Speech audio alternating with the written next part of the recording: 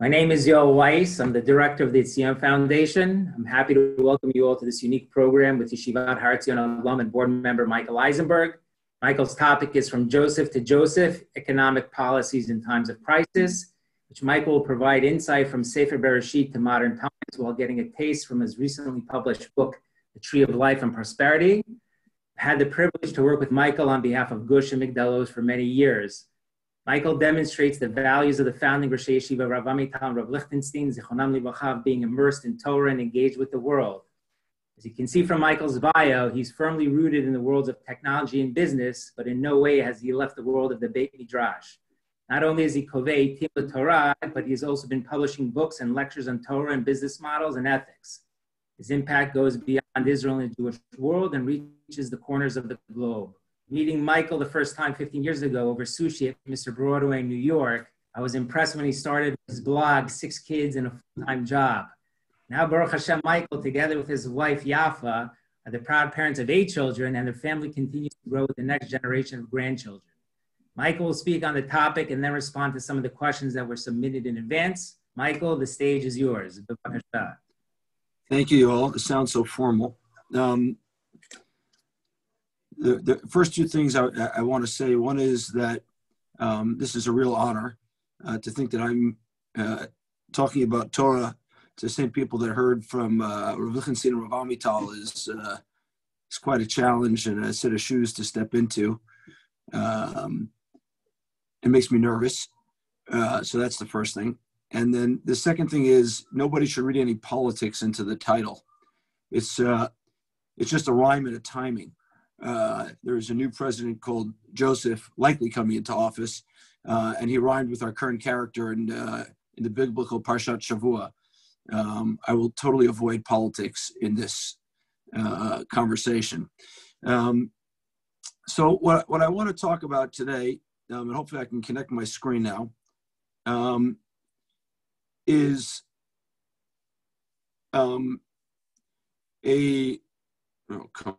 is a vastly overlooked, in my opinion, part of this week's Parsha. And I'm going to tie it into some, I hope, modern day economics. I think it's not going to be hard for you to do it yourself.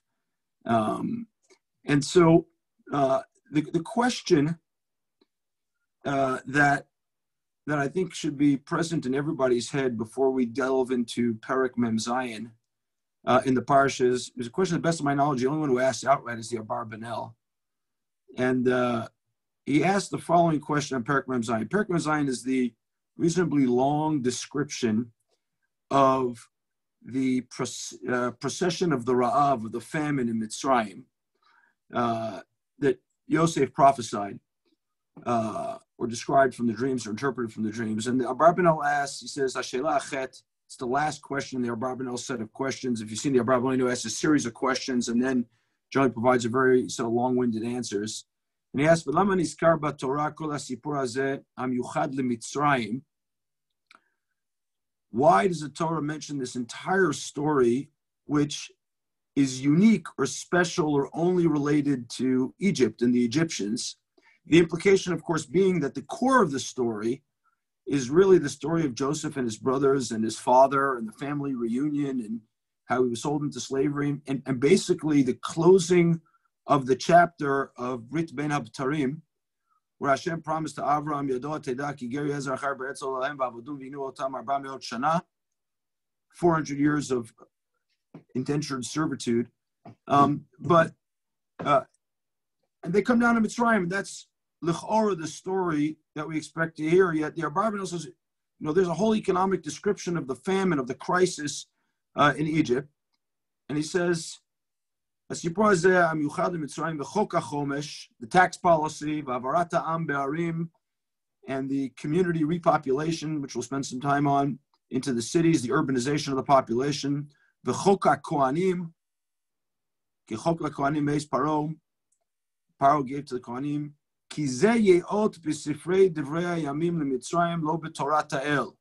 what has this got to do with Hashem's Torah, says the Abarbanel? What has this got to do with anything we care about the Jewish people, about Am Yisrael, about Yaakov, his children, and their brotherly relations, and ultimately the 400 years spent in Egypt. Sorry for the background noise. And if we read the parsha carefully, I literally don't know how to turn this off. My apologies. So if you read the Torah carefully, you'll note that Perek Mem Zayin has a number of pieces. And we'll read it together. Vayomer Paro Yaakov, Kama Yimei Shnei Chayecha, Vayomer Yaakov Paro Yimei Shnei Megurai Shloshim U'Ma'at Shana, Me'at Dvarim Hayu Yimei Shnei Chayai, V'lo Yisigu Et Yimei Shnei Chayai, V'otai B'im Megurehem. And Yaakov blesses Paro and he leaves. And this is basically a description of the meeting of the head of the family with the ruler. And then Vayoshev Yosef Et Aviv Et Echav, Vayitim Lam Achuzah Beretz Mitzrayim, V'etav Eretz Beretz Ramses, Ka'asher Tziva Paro. They've settled in their own enclave ghetto in Egypt, and everything's okay.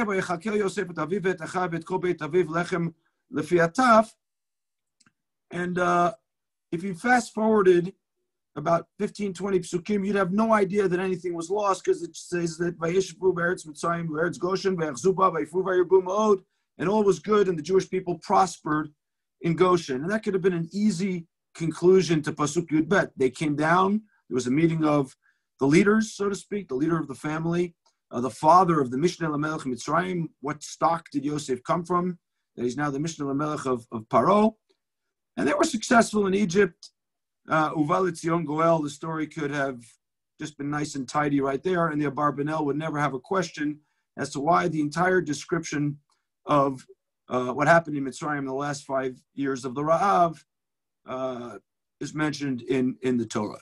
I tend to have a view that if it's mentioned in the Torah, there's probably a good reason for that. And it requires you to kind of look structurally at what goes on. We don't have enough time in this shiur to do the full analysis, but I think if you look at the preceding prakim, culminating with this one, and a little bit in Parshat Vayechi, you'll discover that actually there are two parallel stories going on in the Torah. And it's not an accident. There's a story of the Bnei Yaakov, and there's a story of what's happening in Egypt during that time, the realpolitik, the economics of Egypt going on at that time, including some palace intrigue. And there's two stories, and they are interwoven one with the other. I think to tell us that Jewish life is interwoven with what is going on in current events, economy, politics, of what's going on there. But there are two interplaying stories that are going on here. And you can literally break them apart, which, like I said, we don't have time to do. Maybe for a longer shiur, we could break them down. And this part that we're going to delve into is the Egyptian part. And that's what I want to spend the time on. What is going on in world economic policy at the preeminent power of the time, Egypt, as this drama is unfolding in Yaakov's family, and what's going on. So there's a bit of a machlokas among the mefarshim as to what year this all takes place in. And it's driven by a medrash that is famous. Everyone learns it in Kita Daled in 4th grade, in which when our Holy Father Yaakov Avinu came to Mitzrayim, the famine ended. Rashi builds on that, the Ramban builds on that, the Radak builds on that. Many of the mefarshim build on the fact that, the Ra'av was over. And then how they explain the rest of this section becomes an interesting challenge. Shadal, I think it's Pshat in the Psukim, basically views the different pieces we're going to analyze now as the years of the progression of the famine, so to speak, post year 2, kind of end of year 3 of the famine, taking us to year 7, indicating that, in fact, the Midrash, which is a nice story about the tzidkus of Yaakov Avinu, and perhaps what happened in Goshen, is not indicative of what was going on in Egypt. And this, in fact, was a far longer economic crisis than the Midrash would have us believe. You're all familiar with the Midrash that the Nile, the Nilus, comes up to the feet of Yaakov, and on and on. And so year 3 of the famine finds Yosef extraordinarily active. There's a crisis. It's an economic crisis. His family has just come down and he's taking care of them. In Pasuk Yud Bet, Vayichalkel Yosef et aviv ve'et echav ve'et kol beit aviv lechem lefi ataf. Also on this, there's a machloket mefarshim whether he took really good care of them or he just gave them rations or quotas. I think it's pretty obvious in the psukim that they had per person rations. And Yosef is calculating his steps, his economic steps, very, very carefully. At this point, he's super active. If you look at the verbs in the sentence, Vayoshev Yosef, he settles them, Vayiten lahem, Vayichalkel otam, it's everything highlighted in blue, Vayilaket, Vayavo. He's super active in these 4 psukim. Pasuk Yud Gimel, I think, begins what's probably year 3 of the famine. V'lechem ein b'chol eretz Mitzrayim ki chaved ha'ra'av me'od. There's an extreme famine. There's no food, lechem, b'chol ha'aretz, meaning not just in Egypt, probably, but beyond Egypt. Vatela eretz Mitzrayim ve'eretz Canaan mipnei ha'ra'av. We'll come to the meaning of the word vatela in a second. But 2 years of famine takes a toll. It takes a toll on people's psyche. 9 months of quarantine and social distancing is taking the toll. 2 years of famine probably takes quite a toll. And Vatela eretz Mitzrayim ve'eretz Canaan mipnei ha'ra'av. And I'll move down. There's roughly 3 interpretations of the word Vatela, but I think we can assume that it means almost all of them. But it's interesting. Rashi says people became tired. There may be pandemic fatigue now as well. Even Ezra says it means that they were lost, mebubalim. The Radak goes a step further. Inyan shigaon ki mipnei ha'ra'av yishtageh adam. Famine makes people crazy. They'll makes them lose it. And people from all over the region, at least Eretz Mitzrayim and Eretz Canaan, again, that's a machlokas mefarshim, are losing it because of the famine. Now, the population is losing it, but Yosef is firmly in charge and very well calculated. Vayilaket Yosef, Pasuk Yudaled, et kol hakesef hanimtza be'eretz Mitzrayim u'be'eretz Canaan, b'ashever asher him shovrim, vayaveh Yosef et hakesef beita paro. There are 2 parts to this pasuk. The first is that Yosef aggregates all of the money from these 2 countries, Mitzrayim and Canaan, these 2 areas. B'ashever asher him shovrim. People are coming to purchase food because he's the monopolist power on food, because he had the foresight to aggregate it and put it away.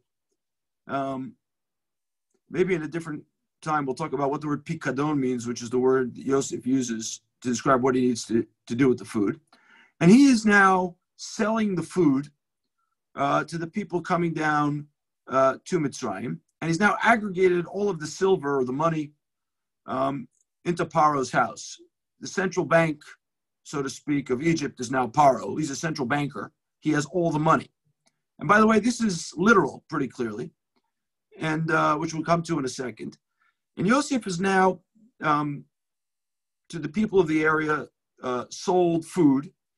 He's ready for this. You can tell he's ready. People of Atel Eretz Yisrael Mipnei Ha'ra'av, they got to get money. And he's ready. He's got a pricing system. He sells the food. Whether he sold it at an outrageous price or the market price is also a machlokes modern day and earlier mefarshim. But either way, he has now sold the food, and all of the money basically is in Paro's hands. Now, Pasuk Tetvav, which I assume is in the next year, describes that the money has run out. The people no longer have money with which to purchase food. Vaytom hakesef me'eretz Mitzrayim u'me'eretz Canaan. Vayavocho Mitzrayim leYosef lemor hava lanu lechem velama namut negdecha.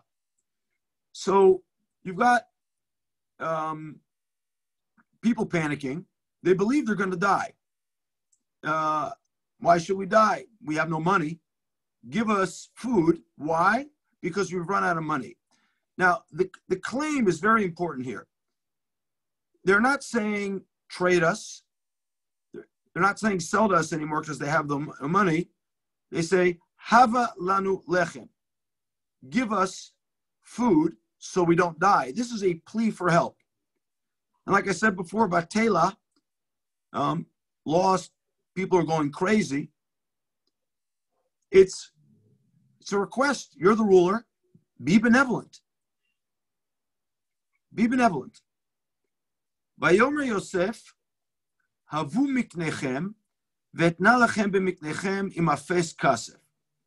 I find this reaction striking. They said, give us. He said, let's trade. Vayomer Yosef, he initiates. Havu miknechem, vetna lachem b'miknechem im afes kasef. You're out of money. Bring what you got. Bring your animals. Now, as a kid, I always read this and said, there were some shepherds down there. They had some animals, so they traded their livestock. Like they had some, wheat or whatever business they had. But I don't think that's the right reading here. The way to think about this in modern terms is this is the factory equipment. This is, these people have no liquidity. They have no working capital. They have no money to put bread on the table at home. But what they still have is their factory equipment. They're farmers. That we're going to find out in a minute, that they're farmers. And on farms, you have farm animals whose job it is to plow the fields, right? You plow the fields. And to transport the goods. And that's what happens here. Vayiten lehem Yosef lechem, vayaviu et miknehem el Yosef, vayiten lehem Yosef lechem. And the Torah is very exact. The brackets is the transportation, basusim ubachamorim. And the way I think about it, for what it's worth, is like the susim is like business class and the chamorim is like economy. And people could afford faster animals. And b'miknat son miknat bakar are the farm animals, some for plowing, some providing milk, some for providing wool. But this is what it takes to work a farm to eke out a living. Vayinahalem balechem b'chom miknehem bashanahi. And Yosef, who I think clearly had a plan here, Vayinahalem balechem, he ran them about, managed them. With all their mikneh during that year. Now, I want to stop here for a second and open a parentheses. Rav Meidan does, Larry, but I'm not aware of any of the kind of more traditional mefarshim, but I'll come to that in a second. And I'll open a parenthesis, I'll get to it at the end. There's an interesting question here, which is, was Yosef doing the right thing? Was he a masterful manager of the economy, a poor manager of the economy? Was he acting ethically? What was going on here? That question is addressed by the Mefarshim, which I'll come to. But I think it's important when you focus on these psukim in general, where the of the Mitzrim comes and says, give us food. You've got it in the storehouses. You've collected 7 years of food. We weren't as smart as you, maybe. Maybe you didn't share the information outside of Paro's house as to how bad this was going to be. Give us the food. And he makes a trade. And in the trade, he ensures, basically, that there is no way to actually operate your farm at any kind of scale or any kind of automation to do this, because the plows are gone and the transportation is gone.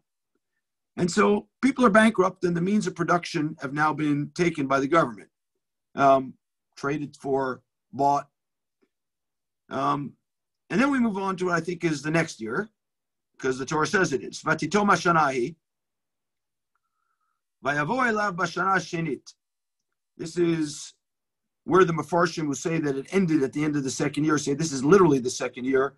rather than the second year after the second year when Yaakov comes down to Mitzrayim. ויאמרו לו, לא נכחד מאדוני, כי אם תם הכסף ומקנה הבהמה לאדוני, we're broke. We have no money, and we have no animals, we have no farm animals, we have no automation. לא נשאר לפני אדוני בלתי גבייתנו ואדמתנו. Okay, so it's not exactly true that they got nothing left, because they have their land still. But this is an important statement. What they're basically saying is, we have our land, but we can't work it. We have no money for working capital. And that's important because in farming, if any of you have ever owned a farm, the important thing to know about farming is that the returns are always at the end of the season. And so people borrow money in order to buy seed and have animals and feed them, and then pay harvesters and farm workers. And then when they sell the food, when it ripens, the wheat ripens between Pesach and Shavuot, and the fruits ripen through the summer until Sukkot, that's when there's the exit. That's when the returns come in. And it's very seasonal, and you need working capital, and they have none. And they don't have farm animals either. But they still have their land, but there's nothing to do about it. And that's why they say, V'ten zera v'nichye v'lo namut. They literally cannot afford to buy the seeds because there's no money and there's no liquidity in the system, and they can't mortgage the farm animals. By the way, as you read through Sefer Dvarim, maybe for another time, you'll see that this agricultural economy where you need money up front lies behind a lot of the things in Sefer Dvarim and some Parshat Bahar too. So what they don't have much left, and so they say Lama namut le'enecha gam anachnu gam admatenu, meaning the land will lay fallow. Lays fallow for too long, it stops producing. All life, plant life, economic life, and human life will be snuffed out. And they now suggest, they asked for the food for free before. Yosef makes a trade. And now they suggest, Kinei otanu ve'et admatenu balechem, v'niya anachnu ve'admatenu avadim leparo. V'ten zera v'nichye v'lo namut v'adama lo tesham. And Yosef buys everything. Now, interestingly, he buys it here. They offer it. This is the inverse of what happened before. What happened before was the people said, give us. He bought. Now they say, we'll give it. Take us over. We can't do anything anyway. And he then kind of buys. Ki machru Mitzrayim ish sadeu, ki chazak alehem hara'ah v'ati aretz leparo. And I think, perhaps in this little change here, this subtle change, Yosef realizes that he's kind of gone too far, maybe, or that this whole thing has gone too far, and there's trouble. They're giving up themselves, will be avadim, take our land. They've lost all sense of agency in this process, and the economy is shattered at this point. And he buys it. And Paro now owns absolutely everything. Now, I want to put us for a second in the shoes of the Egyptian people, and go through this process again. Here's this smart guy, Yosef. He came in, and together with Paro, he put a lot of food away over 7 years. He may not have told us what to do about it. He just collected it or bought it cheap because the market had plenty. There was a lot of supply in the market, and demand was fixed. Then when demand exploded and supply was constrained, he took it over. And now we've lost everything. First, our money, our liquidity, our working capital. Then our farm tools, automation, our factories. Then we lost the land too, and ourselves. And try to think what it's like to be on your ancestral homelands. And this is going to come up in the next two psukim. And this once beautiful, blossoming place in which I eked out my own living or earned my own living is fallow, barren. The animals are no longer running around. They're all in Paro's storehouses and barns. And there I am. And I'm looking over, and I know my dad did well in this business, and my grandfather did well. These are all ancestral lands. That's how it worked once upon a time. And I'm looking at this, and it's pretty depressing, even very depressing. I think Yosef understands this, that leaving somebody to look at their ancestral farmland and what has become of it is not a sustainable proposition. It's massively depressing. And then comes Pasuk Kaf Aleph. Ve'et ha'am me'evir oto le'arim, miktzei gvul Mitzrayim v'ad katzeu. He resettles the whole population. Ha'am, like the whole Am. And he moves them off of the farmland. Farmland, by the way, in most places other than the United States, is generally on border towns, for what it's worth. And they move them into the cities. Miktzei gvul Mitzrayim v'ad katzeu, and he moves them around. He gets them off their ancestral homelands. And now this next pasuk, I think, comes to show us just how hard this was for the people on the lands. Rak admata kohanim lo kana, ki chok la kohanim me'et paro, v'achlu et chukam asher natan lehem paro, al ken lo machlu et admatam. There is one, as of now, group of people who gets to stay on their ancestral lands. That's the kohanim. And that is like a poke in the eye. The Torah is telling us that it's really hard. The common folk have lost everything. They have to move them out because the poke in the eye is the kohanim who are there. And they didn't need to sell it. And they're all kind of set up and still able to work. They have that chok. They have that portion. Chok does not mean law here, by the way. I think it means portion. Lechem chukai. And so you have this unbelievable setup where Yosef has now transformed the economy from agrarian economy that they've been used to an economy that needs to live in the cities. And this is hard. By the way, we don't have time to delve into Parshat Miketz. I think this is what he wanted the brothers to do too.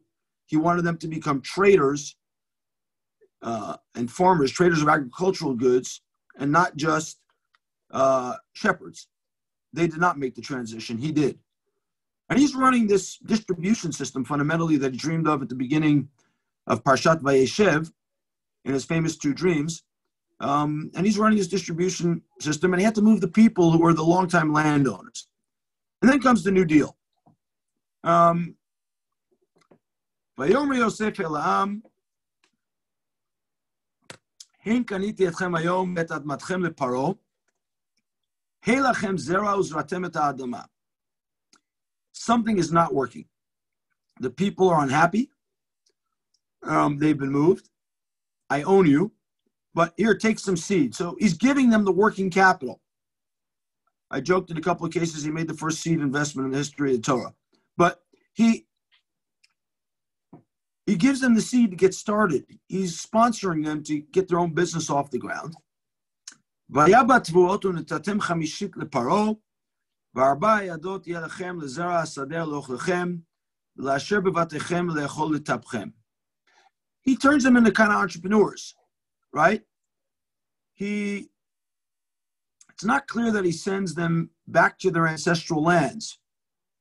I see Araya says, the Rav says in Chamesh Drashot, he says something about the dreams. I'll come back to that maybe. Yosef's dreams. And he says,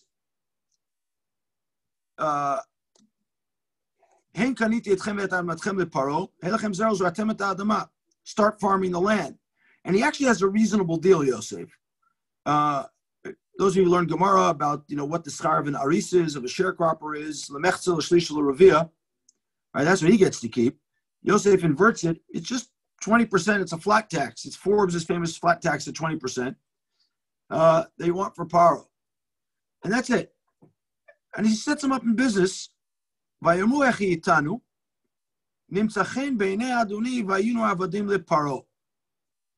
This, by the way, doesn't go answered. He says, they say we'll be slaves. Yosef doesn't necessarily respond to this, but they've been invigorated again.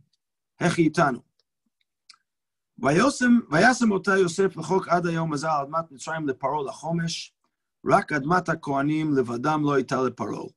Paro owns all of the means of production, all of them, the animals, the fields.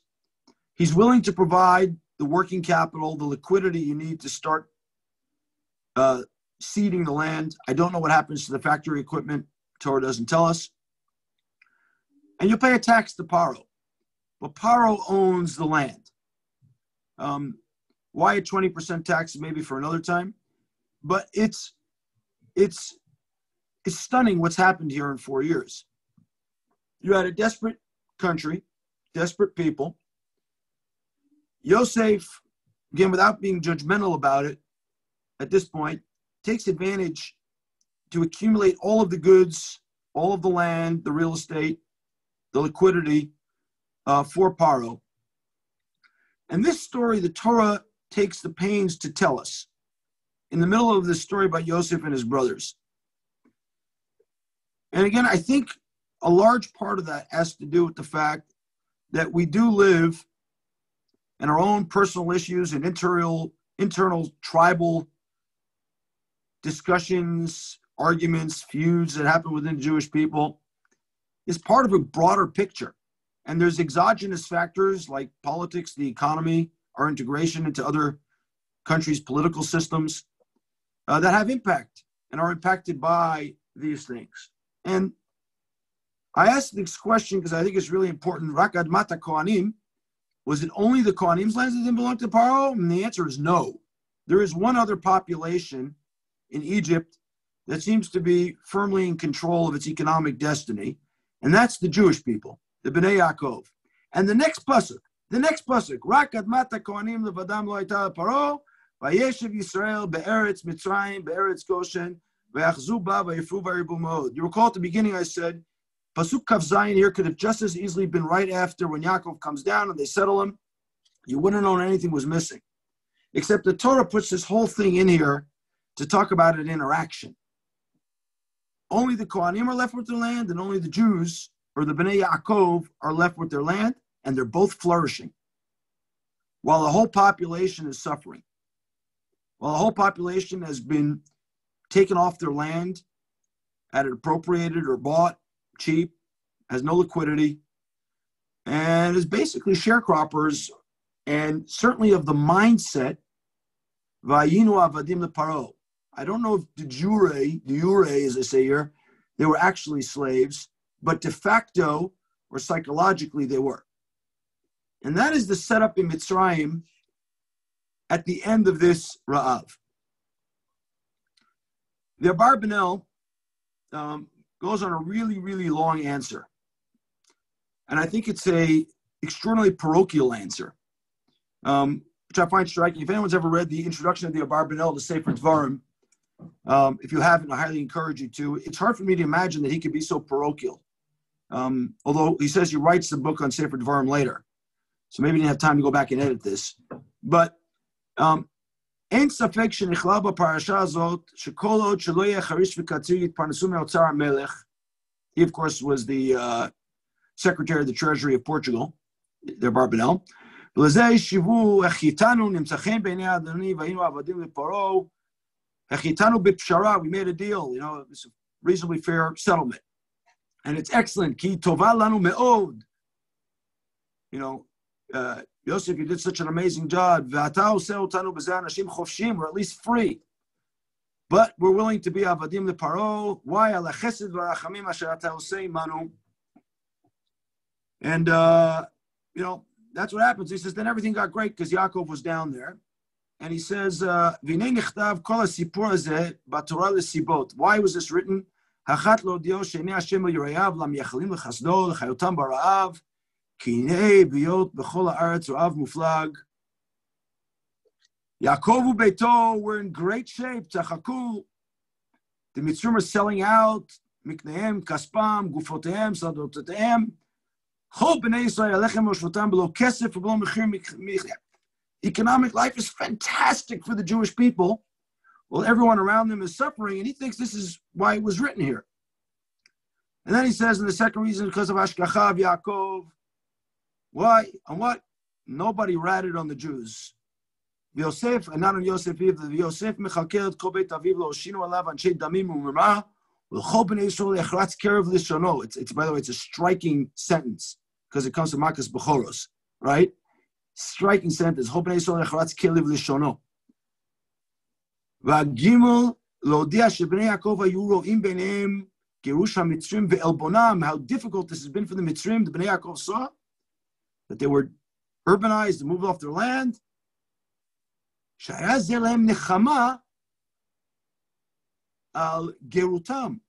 This made them feel happy or consoled by the fact that they themselves were gerim be'eretz lo lehem. And then he likes the tax. The fourth reason is that the Mitzrim were happy to have the 20% tax. And the fact that the Kohanim are protected, that was all great. And there's nothing wrong here. And in fact, Rashar Hirsch, the Ralbag, and many others talk very lengthily about what a genius Yosef was, and clearly was, by the way. Ulam chokhmat Yosef imtika et totzaot hatzav hazeh. May have looked bad or felt bad, but this made it sweet. It was gilded, sugar-coated. The Rosh Harish interprets the pasuk with Am Ervir Larim. He didn't mix up the populations, but he picked up, for argument's sake, the community in Rochester and moved it to Duluth, and he picked up the St. Paul community and moved it to Jacksonville. But everyone moved together. It was fine. They hung together. Because of this, so the community structures were all intact. I mean, maybe. I don't know where Rosh Harish gets it from, but it's a beautiful thing. If that's what Yosef did, that in the middle, it reminded me a little like these Chatzirot Chasidiyot. You still have, Pittsburgh, but he lives in Ashdod, and, Biala, but he lives in Yerushalayim. The communities stayed together somehow. And this is certainly one line of thought that Yosef handled this beautifully. It worked perfectly. The Jews were happy, according to the Barbanel. The Mitzrim were happy because they stayed with their community, according to Rashar Hirsch. The Mitzrim was certainly happy with the new economic setup in the New Deal, that they could be slaves, but they only got to pay 20% tax. Life is good. There is another approach. And then I want to offer a third approach. And this approach is from Rav Yosef Bechor Shor. It's not in Brachus, it's in Shmos. And he points out what I said before, the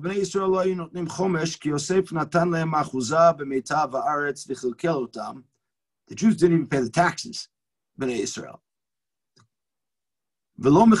They didn't sell the lands.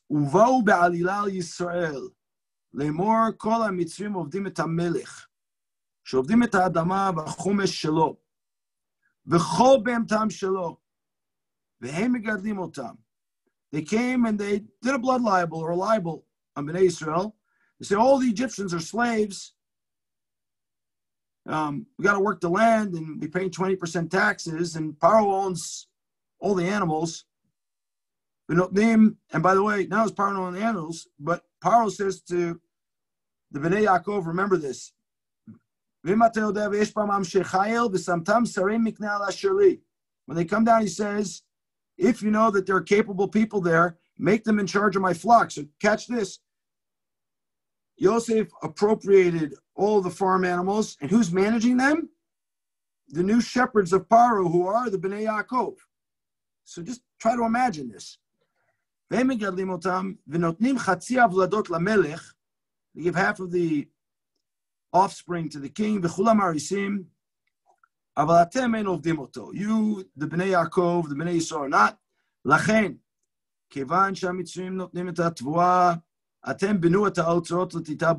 In a very fine language, Rabbi Yosef Bechor says, since we're given the wheat, you go get enslaved and go build the storehouses. Right? The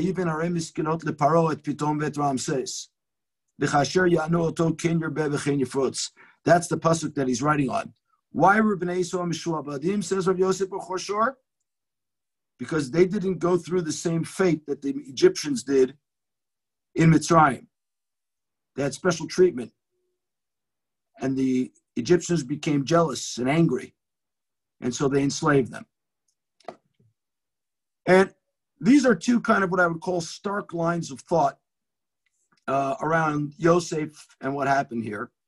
One is that he was a genius. If you read the Ralbag, by the way, he has 3 separate toalot about what a genius, an ethical person, an honest person, an upstanding citizen of Mishnah Melech Yosef was, and how kindly he treated the Egyptians.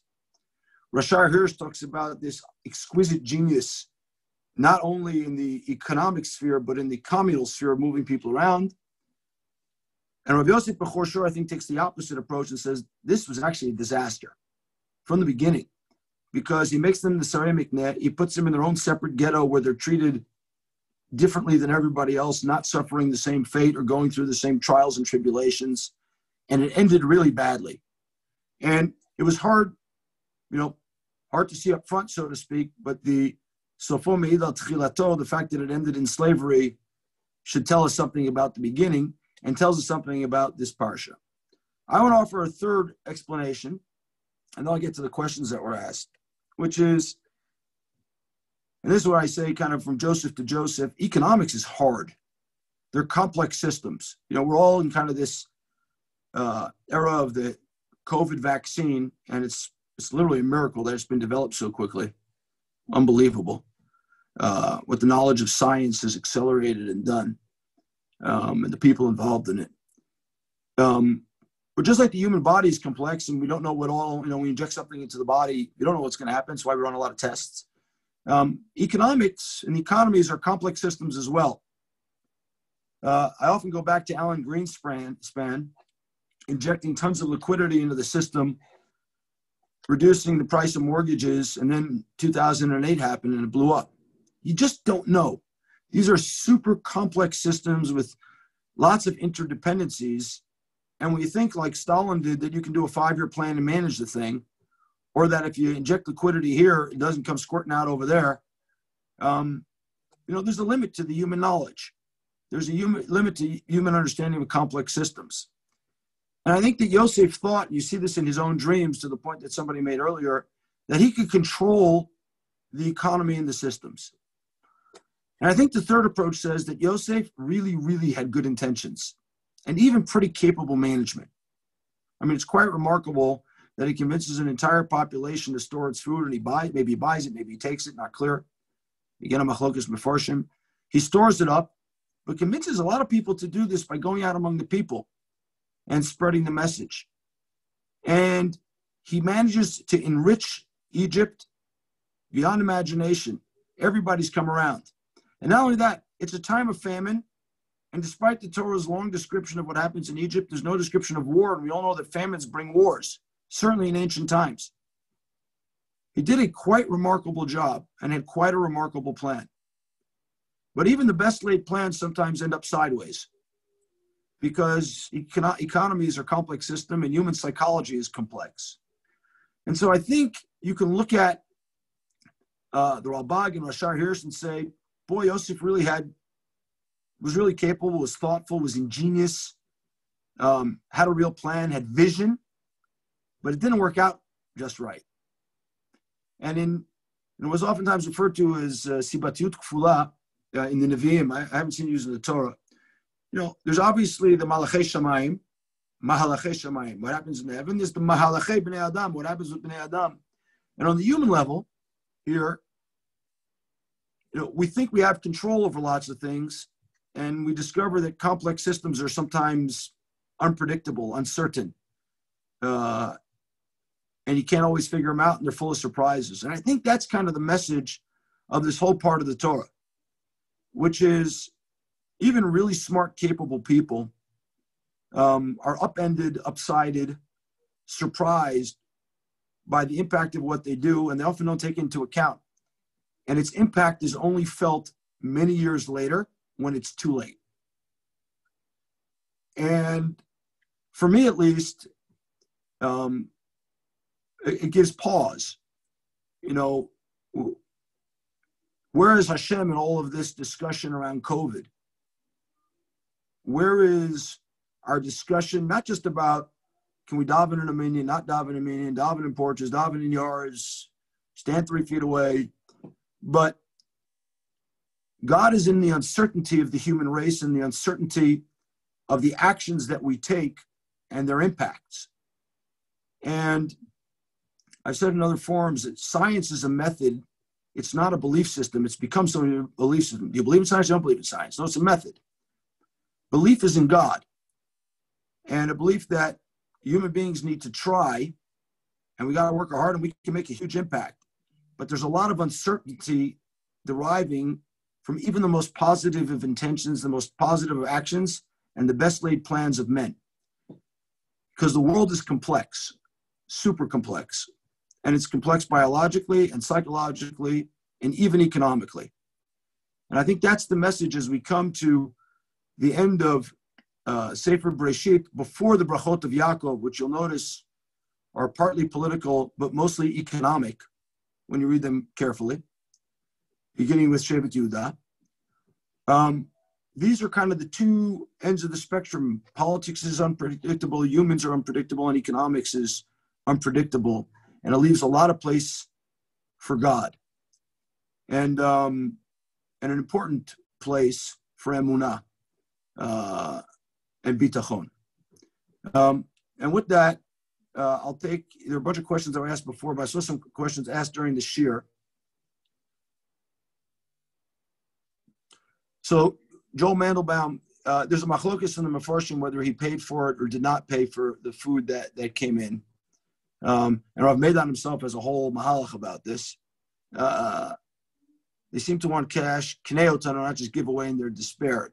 I don't think so, because it's about them. But maybe if he bought them, mashakana eved kana rabo, I'm not sure what they would have there.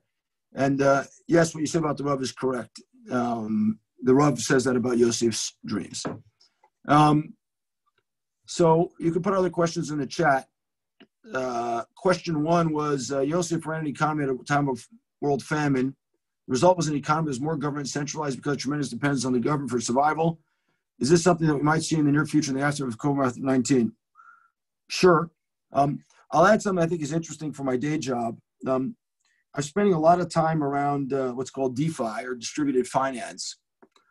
As fiat currencies get printed nonstop, I think it's super interesting what is happening in the world of distributed cryptocurrencies as distinct from Bitcoin. It's not the same thing. But there's a whole economic system growing up right now that is attempting to break away from a lot of the centralization as money is printed. But yeah, I think there could be, at least short-term, more of that. Assuming the vaccines put an end to the COVID pandemic, what economic branches will have the greatest challenges in bouncing back? What will grow and expand in the aftermath of the pandemic? You know, a prophecy was given to fools after the Churban. But I think generically, I think not to belittle at all the health crisis that is COVID. It's a big health crisis. And we all know people who have been stricken. But I think in the long term, what we're really witnessing is an employment crisis. I'm not even sure it's an economic crisis. I think it's an employment crisis. It has, COVID has revealed that there was actually silent systemic unemployment hiding in the system, much of which has gone away or been put out to furlough, to call in Israel chalat. And I think the real challenge right now is how we get people upskilled and back to work. It's like I said about the Egyptians off their farmlands. Unemployed people being bounced around is a bad idea. And what COVID has also done is accelerated digitization and the use of technology dramatically. But dramatically, we're all on Zoom now. I assume a large percentage of the people on this Zoom never used even this somewhat primitive form of video conferencing before COVID hit, but everyone's on it now. I gave a yard site shiur last week for people in the States. There was an 85-year-old woman on it who asked for forbearance, saying that she's only 2 weeks into using Zoom, but she decided she had to use it. And I think it's accelerated digitization and technology, which is inevitably more efficient. But we got a large swath of the population that is not well tooled for the technology economy, which has been accelerated by a decade. And retail has been decimated, and that is a huge employer of people. I wrote something probably 4 or 5 years ago, quoted from a UN study. I forget what the number is exactly. It was like 8% of the global population is employed in retail. It's a huge number, and it's been decimated. And so it's hard to know what comes back after. There's a lot of working capital, a lot of bank loans in there. It's hard to know. But the other thing I'm pretty certain of is that governments will be largely incapable of upskilling and training populations. And so in my own personal view, I've been talking about this in Israel nonstop. It is the responsibility of the citizenry, and I think, by the way, it's one of the unique things that Jewish people convey, is arvut hadadit, or mutual responsibility, to upskill people and strap 4 people on everyone's shoulders and bring them to the 21st century. It's a mutual responsibility.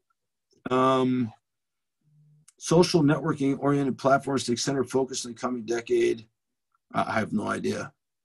Wherever the great entrepreneurs go, that's where great breakthroughs will come. There's a lot of people, though, who have been inspired by health science over the last 12 to 18 months, and we're seeing more health science and digital health than I've ever seen before.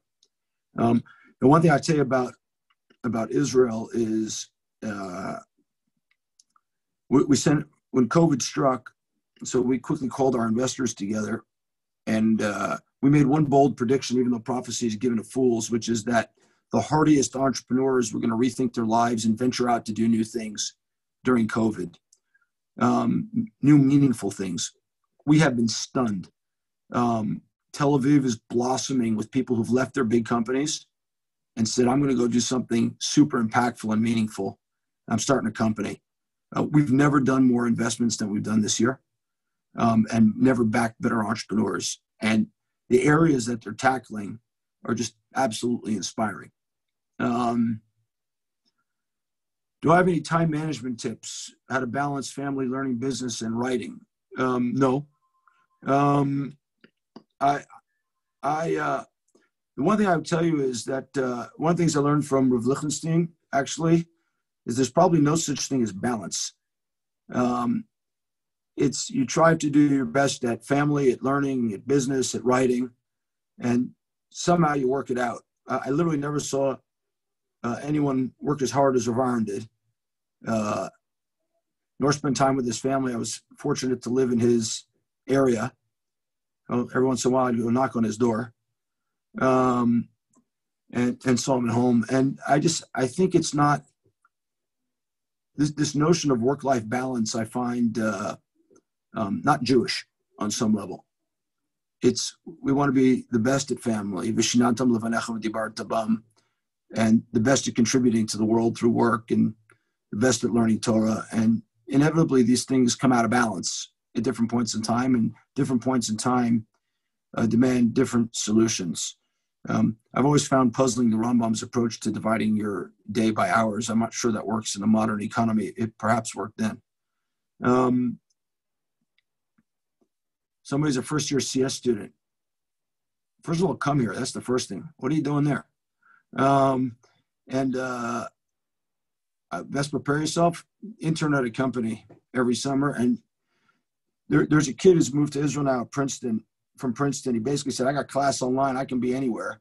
So he's come to Israel. He's finishing out his last year at Princeton in Israel, working at the same time. Princeton knows nothing different from where he is. And, if you're remote anyway, just come here and work while you're at it. New CS grad in the next 3 years. I don't know what tomorrow is going to bring in the next 3 years. It's like there's endless demand for talent here right now. I was just on a board call 2 hours ago. One of the problems in a country of just 9 million people is there's a limited number of engineers. If you come, it's one less job we got to export to the Ukraine. So please come. How difficult is being in Korean finance in Israel? I don't know. I never did it. I have a generic belief that the earlier you started something and in some place, the more of a network you build. And the most important thing in life is your network that you build when you're young. And so figure out where you want to build a network and do that. But I'm a dyed-in-the-wool Zionist. I came here 6 weeks after I graduated YU. And, you know, I think the earlier you get started, the better off you are if you're planning on coming. That's my general approach. If you're married, it's easier to grow up with your wife together here. And if you're not married, it's easier to find someone who wants to move here if they're here already. So that's what I would say. I think we have time for one or two more questions, but that's up to you. I took the previous questions that were already sent. So with first of all, thank you so much, Michael. I really appreciate it. With your permission, I can somebody can send questions to the Zoom chat, or I'll mute everybody, and then people are welcome to pose a question and hopefully get it through. So, Michael, I don't know if you're allowed to share, but you talked about, some new companies or things that people are doing that inspired you. Is there something that particular one that you can share with us, or that wasn't out there before that's now happening because of the situation? Or we have a significant number of companies at which more than 50% of the employees have been hired since COVID started. Talk about big numbers. This company called Melio. It entered COVID with, I think, 29 people. It's got almost 200 today. And hiring people remotely is quite interesting, challenging. But we're finding people who want to kind of attach to meaningful things. We have this other company called Healthy.io. Peek around, you'll see it in a bunch of places. You can use, since everything's being distributed, instead of going to a lab and doing a urine test, you can do it on your phone.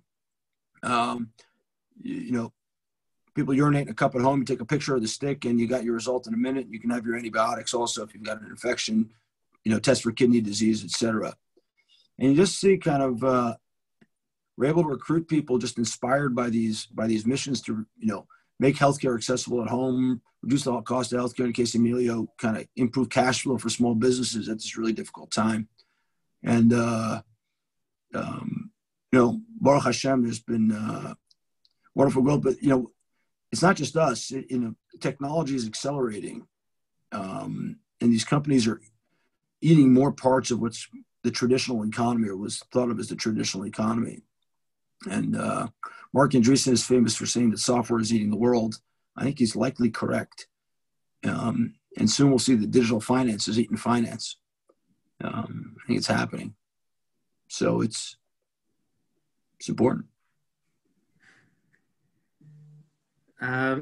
Again, I unmuted everyone. So if people want to ask a question, I don't know if also with developments with the United Arab Emirates, people have been involved with them before the peace with Israel, those that had non-Israeli citizenships. I don't know if you're seeing a change now also because of the new development. And for sure, I know Hanukkah, a lot of Israelis were going there for some reason, but as far as technology and they're wanting to invest here in Israel and share technology, is there something that you've come across that's interesting or that can be shared with us?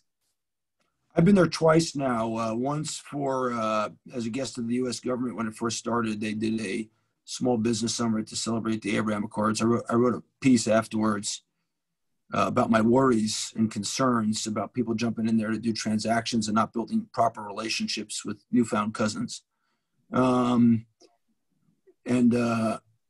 I went back a second time because, humorously, the only place we could do a offsite for Healthy.io, where we could get our U.S. executives, UK executives, and Israeli executives together without quarantine, in or out, was Dubai. Yeah. So we all went there to do this offsite, and they have turned a page, by the way, in a remarkable way. Unbelievably welcoming people, unbelievably welcoming people. I made the face when you said half of Israel was there for Hanukkah, because I hope we don't wear out the welcome mat by doing that. And, I think there will be business going on, but I think first you got to build a relationship. And, they have a need for technology. there's a lot of money being invested in Israel in general.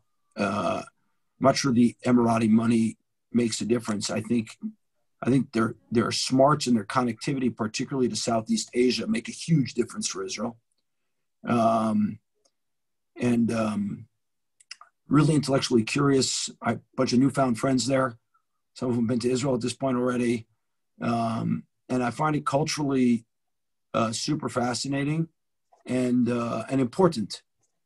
And, if business gets done, fantastic. If relationships get built, even better.